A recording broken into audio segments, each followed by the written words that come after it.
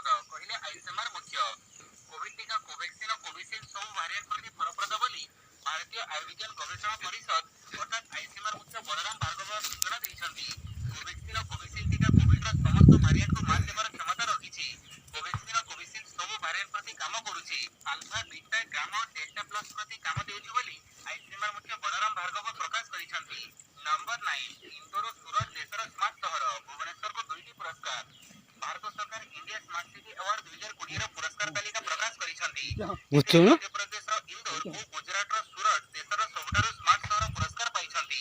सेहिपरि India smart city award प्रतियोगिता रे भुवनेश्वर को 2टी पुरस्कार मिलिछि। सोशली स्मार्ट भुवनेश्वर और भुवनेश्वर.me पोर्टल पई भारत सरकारक पक्षरु ओडिसा रा राजधानी भुवनेश्वर को पुरस्कार मिलिछि।